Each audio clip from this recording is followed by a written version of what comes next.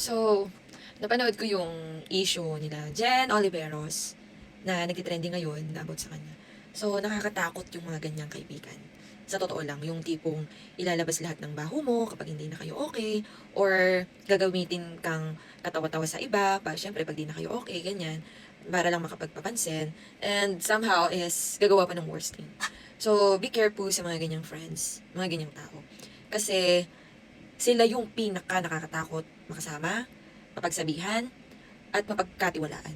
Kasi I have, before, nagkaroon ako ng ganyang kaibigan. Super close kami. And sa sobrang happy ko sa kanya is parang ako na siyang tinuring na kaibigan, ay na kapatid, ganyan, na parang, tawag doon, na lahat ng meron ako, meron din siya, ganon. And then suddenly, nalaman ko na parang minamak niya pala ako, and kung ano-ano pala sinasabi niya sa akin behind my back. Ang dami nagsasabi sa akin na close friends niya, na mutual friends namin dalawa, ganyan, na sinasabihan nila ako na bakit ka pa nakikisama dyan, hindi naman, pinaplastic ka lang naman yan, yung mga ganun. So inobserbahan ko siya, and then yun nga, totoo nga, kada mali ko, pinagtatawanan niya, chinichismis niya, ginagawa niya katawa-tawa sa ibang tao. Alam mo yun, parang, anong ginawa ko sa'yo, ganyan. So, ingat kayo sa mga ganyang kaibigan.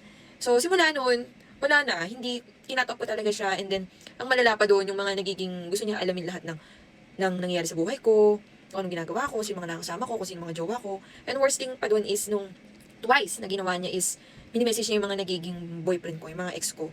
Minimessage niya, na ba't daw kami naghiwalay, and then yun, kung ano sabihin sa akin. Yung una kong naging partner is, lumabas pa sila, sinundo siya doon, ganun. Tapos, sinundo siya sa mismong office na nandun din ako. Tapos, nagkape pa sila para lang pag-usapan ako. Alam mo yun, parang wala ka bang respeto sa sarili mo, kahit sa sarili mo na lang, na pumapatuloy sa mga ganyang tao, na naging ano, ng kaibigan mo. Tapos, pangalawa noon naman is, ang akala niya kasi, so doon ko siya nahuli, naging patibong ko yun sa kanya, na kinuwentuhan ko siya, tapos, kinabukasan, ang hindi niya alam, kasama ko yung guy, okay pa kami. Ang kinuwento ko sa kanya, wala na kami, ganyan. So, sinubukan ko siya ulit. And then, kinabukasan, kasama ko yung guy nga, nandun ako nung nagchat siya. Chinat niya mismo yung guy. Sabi niya doon, ano nangyari, sir? Break na kayo, ha ha ha ha. So, kinabukasan nun, magme-medical mission kami. So, iritang-irita ako sa kanya, ganyan. Alam mo, gusto mo siyang mura-murahin, ganyan. Pero, pinipilit ko maging kalma. And then, nung nagkaroon ng sinabi ko sa isa kong friend, yung gano'n, na naiinis nga ako, hindi ako makapagtrabaho ng maayos kasi kasama siya, ganyan. Tinry nung friend ko na mag-usap kami. So, naging open forum kami ng after medical mission.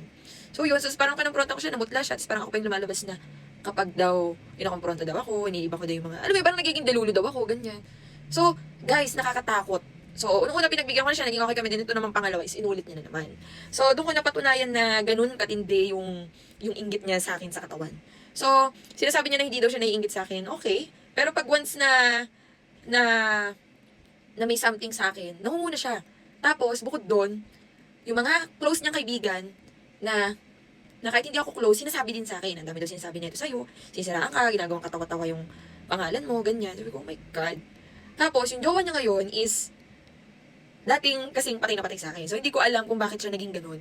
Tapos, ini-stalk niya yung account ko. Ini-stalk niya yung account ko.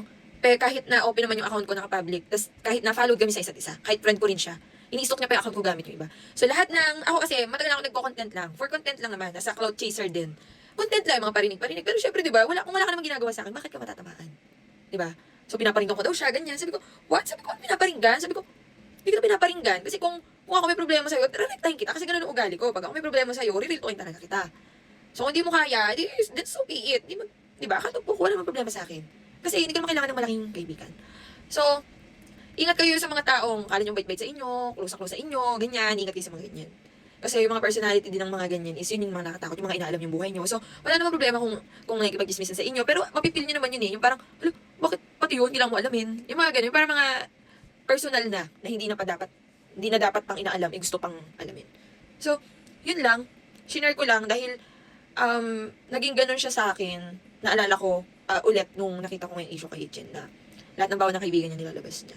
So, kasi yung mga ganyan guys, kung ano yung mga ginagawa niyo sa kapwa niyo is reflection niyo rin yun. Parang 1/4 lang nun is kanila, sa inyo na yung the rest. Ganun. So, ingat sa mga moves, ingat sa mga sinasabi. Dahil lalo na pag naka-public. So, yun lang. Itong video na to, alam ko, pagkatawanan niya rin to. Siyempre, i-aim niya na siya yung kahit naman na siya naman talaga yun. So, matamaan na lang, ganun. Ayoko mag-drop naming kasi, syempre, di ba? So, yung mga nakakakilala na lang sa kanya, yung magsasabi nun.